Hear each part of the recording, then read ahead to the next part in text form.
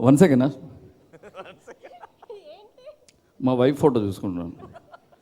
ఎక్కడైనా మీటింగ్లో, ఇలాంటి పెద్ద మీటింగ్లో మాట్లాడాలన్నా టక్మని నేను కారులో వెళ్తూ ఉండేది, నా టైర్ పంక్చర్ అయినా పెద్ద టెన్షన్ వచ్చినప్పుడు వెంటనే వైఫ్ ఫోటో చూస్తాను నేను. ఇంతకంటే పెద్ద టెన్షన్ ఏముంటుందిలే అని. మా పద్మ అంటే అంత ఇష్టం నాకు. లైఫ్లో అంతకంటే టెన్షన్ ఉంటుంది నాకు.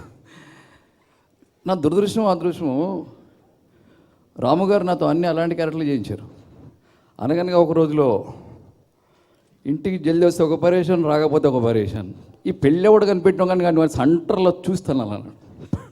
తర్వాత పెళ్ళేది నాది. ఆ తర్వాత భద్రం బీ కేర్ఫుల్ అని పాటించాడు, అయినా వినలేదు నేను లవ్ చేసేటప్పుడు సినిమా ఏంటి తెలుసా? రాత్రి సినిమా, హారర్. పెళ్ళవగానే అసిస్టెంట్గా వెళ్ళిన సినిమా అంతం. 1 year అవగానే గోవిందా గోవిందా. ఇది ఇంతకంటే ఎవరు చెప్తారు? మ్యారేజ్ హెల్ నాకు తెలిసి కాంప్రమైజ్ అండ్ అడ్జస్ట్మెంట్ తప్ప ప్రపంచంలో ఎవ్వడు గుండె మీద చేసుకున్న మ్యారేజ్ లైఫ్ సూపర్ అని చెప్పిన మగాడు ఉండడు. ఒకవేళ ఉన్నా మాస్ కేస్ చెప్పుకుంటాడే తప్ప నిజాయితీగా ఎవ్వడు లేడు. రాము గారి గురించి ఇన్సిడెంట్ చెప్తా. రాము గారు సినిమా పిచ్చ, సినిమా ఫీల్డ్, సినిమా ప్యాషన్ ఎంత ఉండేదంటే, రాము గారు ఒకసారి రత్న గారిని తీసుకొని సంగీత్ థియేటర్కి వెళ్ళారు. సంగీత్ థియేటర్కి వెళ్ళి సినిమా చూశారు. చూసిన తర్వాత అప్పట్లో బయట పోస్టర్స్, ఫొటోస్ అవి పెట్టేవాళ్ళు. ఇంటర్వెల్ తర్వాత ఎలా ఉంటాయి, సీన్స్ ఏముంటాయి, అవి ఇవని. రాము గారు బయటకు వచ్చి, ఏముంది ఇప్పుడు హీరో అక్కడికి వెళ్తాడు, ఆడు కొట్టేస్తాడు, బాగానే సినిమాని స్కూటర్ తీసుకుని ఇంటికి వచ్చారు. వచ్చిన తర్వాత రాము గారి ఫాదర్ కృష్ణరాజు గారు, రత్న ఎదురా అన్నాడు. రత్న థియేటర్లో ఉంది.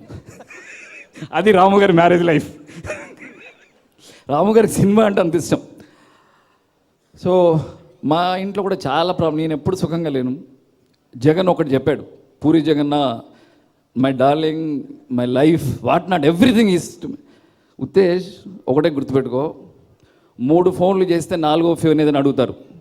5 తులాల బంగారం కొంటే 6వ తులం ఏదంటారు. 10 చీరలు కొంటే 11వ చీర ఏదంటారు. 6 గంటలకు వస్తే ఎందుకు 5 గంటలకు రాలేదంటారు. ఒక్క సినిమాకి తీసుకెళ్తే 2వ సినిమా ఏదంటారు. సో ఎప్పుడూ ఒకటి నీకు బాకీయే, ఫిక్స్ అవ్వు అని చెప్పారు. అప్పటి నుంచి నేను చాలా సుఖంగా ఉన్నాను. సో ప్లీజ్ మ్యారేజ్ బాగా ఆలోచన చేసుకోండి. All the best, love you. కానీ ఎంత మాట్లాడినా మీ ఆవిడంటే మీకు పిచ్చి ప్రేమ సార్. అది ఒప్పుకోవాల్సి వస్తుంది.